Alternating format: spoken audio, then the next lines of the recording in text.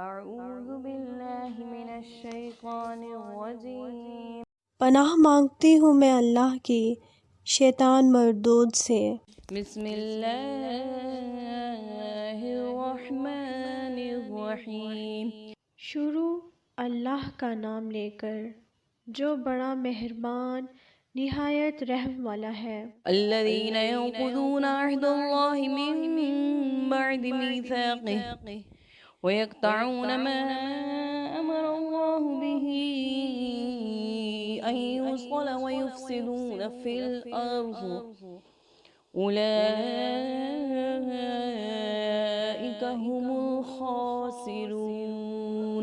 وہ جو توڑتے رہتے ہیں عہد خداوندی کو اسے پختہ باندھنے کے بعد اور کاٹتے ہیں اسے حکم فرمایا اللہ نے جس کے جوڑنے کا اور فساد مچاتے رہتے ہیں زمین میں، وہی لوگ نقصان اٹھانے والے ہیں۔ اس آیت مبارکہ میں عہد سے مراد اکثر مفسرین نے وہ عہد الست لیا ہے جس کا ذکر سورہ اعراف میں آنے والا ہے، وہیں انشاءاللہ اس کی تفصیل بھی آئے گی۔ یہاں اتنا سمجھ لینا کافی ہے کہ اللہ تعالیٰ نے انسانوں کو پیدا کرنے سے بہت پہلے آنے والی تمام روحوں کو جمع کر کے ان سے پوچھا تھا کہ کیا میں تمہارا پروردگار نہیں ہوں؟ سب نے اللہ تعالیٰ کے پروردگار ہونے کا اقرار کر کے یہ عہد کیا تھا کہ وہ اللہ تعالیٰ کی اطاعت کریں گے۔ پھر اس آیت میں عہد کو پختہ کرنے سے مراد بظاہر یہ ہے کہ ہر دور میں اللہ تعالیٰ کے رسول آتے رہے جو اس عہد کو یاد دلا کر اللہ تعالیٰ کے خالق و مالک ہونے پر دلائل قائم کرتے رہے۔ اس عہد کی ایک اور تشریح بھی ممکن ہے، اور وہ یہ کہ اس سے مراد وہ عملی اور خاموش عہد یعنی ٹیکٹ کوننٹ ہے جو ہر انسان پیدا ہوتے ہی اپنے خالق و مالک سے کرتا ہے۔ یہ ایسا ہی ہے جیسے ہر شخص جو کسی ملک میں پیدا ہوتا ہے وہ اس ملک کا شہری ہونے کے ناطے یہ خاموش عہد کرتا ہے کہ وہ اس ملک کے قوانین کو فالو کرے گا، خواہ زبان سے اس نے کچھ نہ کہا ہو، لیکن اس کا کسی ملک میں پیدا ہونا ہی اس عہد کے قائم مقام ہے۔ اسی طرح کائنات میں جو شخص بھی پیدا ہوتا ہے وہ خود بخود اس عہد کا پابند ہو جاتا ہے کہ وہ اپنے پیدا کرنے والے کی ہدایت کے مطابق زندگی بسر کرے گا۔ اس عہد کے لیے زبان سے کچھ کہنے کی ضرورت ہی نہیں ہے۔ غالباً اسی وجہ سے اگلی آیت میں اللہ تعالیٰ نے فوراً یہ ارشاد فرمایا کہ تم اللہ تعالیٰ کے ساتھ کفر کا طرز عمل کیسے اختیار کر سکتے ہو؟ کیف تکفرون باللہ وکنتم امواتا، یعنی اللہ تعالیٰ از راہ حیرت و تعجب کفار سے پوچھ رہا ہے کہ اتنی آفاقی، انفسی، ظاہری اور باطنی دلیلوں کے باوجود وہ کفر کی جرت کیسے کر رہے ہیں، حالانکہ تم بے جان تھے اس نے تمہیں زندگی بخشی۔ یعنی اگر ذرا غور کرو تو تنہا یہ نہیں، یعنی صرف یہ نہیں کہ کسی نے تمہیں پیدا کیا ہے، تمہاری طرف سے یہ عہد و پیمان ہے کہ تمہارے لیے ان کی نعمتوں کا اعتراف اور اس کے بتائے ہوئے طریقے پر چلنا لازم ہوگا، ورنہ یہ کون سی عقل اور کون سا انصاف ہے کہ پیدا تو اللہ تعالیٰ کرے اور فرما برداری اس کے بجائے کسی اور کی جائے۔ پھر اس خاموش عہد کو مزید پختہ کرنے سے مراد یہ ہے کہ اللہ تعالیٰ اپنے پیغمبروں کے ذریعے متواتر تمہیں اس عہد کی یاد دہانی کراتا رہا ہے، اور ان پیغمبروں نے وہ مضبوط دلائل تمہارے سامنے پیش کیے جن سے یہ عہد مزید پختہ ہو گیا کہ انسان کو ہر معاملے میں اللہ تعالیٰ کی اطاعت کرنی ہے۔ اسی آیت مبارکہ کے دوسرے حصے میں اللہ عز و جل فرماتا ہے وَيَقْطَعُونَ مَا أَمْرَ اللَّهُ بِهِ أَن يُوصَلَ، یعنی اس سے مراد رشتہ داروں کے وہ حقوق پامال کرنا ہے جنہیں صلہ رحمی کہا جاتا ہے۔ یہاں اللہ تعالیٰ نے ان کافروں کی 3 صفات بیان فرمائی ہیں، ایک یہ کہ وہ اللہ سے کیا ہوا عہد توڑتے ہیں، دوسرا یہ کہ وہ رشتہ داروں کے حقوق پامال کرتے ہیں، اور تیسرا یہ کہ زمین میں فساد مچاتے ہیں۔ ان میں سے پہلی چیز اللہ تعالیٰ کے حقوق سے متعلق ہے، یعنی وہ اللہ تعالیٰ کے بارے میں جو عقیدہ رکھتے ہیں، یعنی اللہ تعالیٰ کے بارے میں وہ عقیدہ رکھتے ہیں جو رکھنا چاہیے اور نہ اس کی وہ عبادت کرتے ہیں جو ان پر فرض ہے۔ دوسری اور تیسری چیز کا تعلق حقوق العباد سے ہے۔ اللہ تعالیٰ نے مختلف رشتوں کے جو حقوق مقرر فرمائے ہیں ان کی ٹھیک ٹھیک ادائیگی سے ہی ایک پاکیزہ معاشرہ وجود میں آتا ہے۔ اگر ان رشتوں کو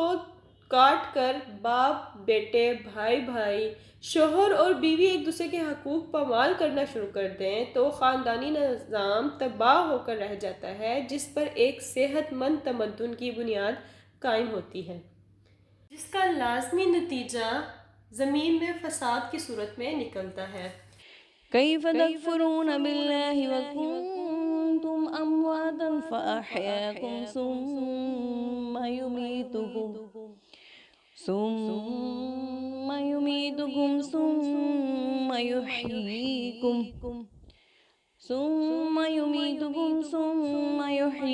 ثم إليه ترجعون۔ کیوں کر تم انکار کرتے ہو اللہ کا،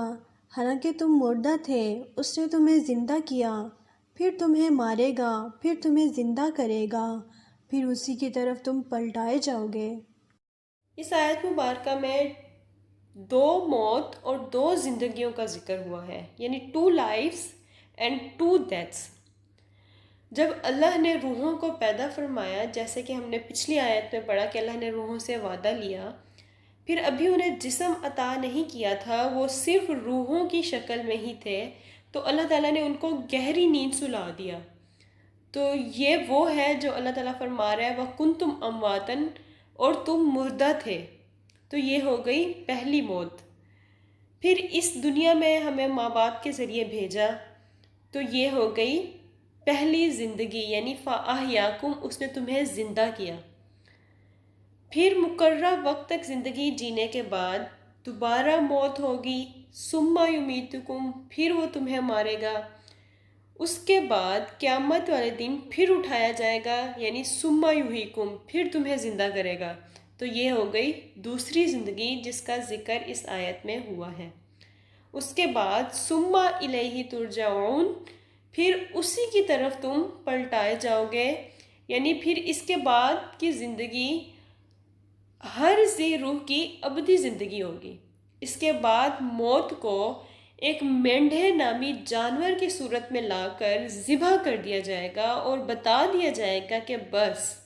اب کسی ذی روح کو موت لاحق نہیں ہو سکے گی۔ والذي خلق لكم ما في الأرض جميعا ثم استوى إلى السماء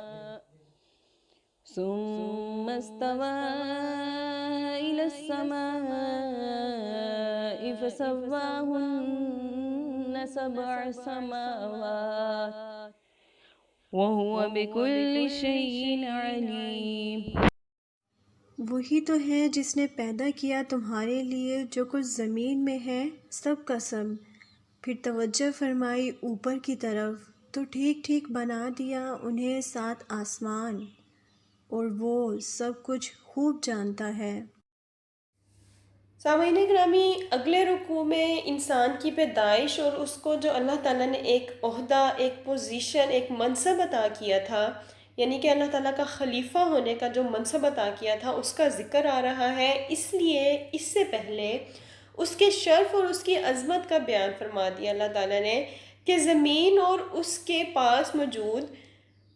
بے پایا اور بیش قیمت خزانے، لہلہاتے ہوئے کھیت، رسیلے اور رنگیلے پھولوں سے لدے ہوئے سرسبز باغات، اونچے پہاڑ، گہرے دریا، رنگ برنگے پرندے اور ہر طرف ایسے جانور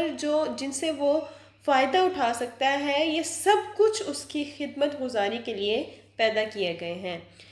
لہٰذا اسے چاہیے کہ ہر چیز کو اپنے تصرف میں لائے، اس سے فائدہ اٹھائے اور اپنی خدمت لے۔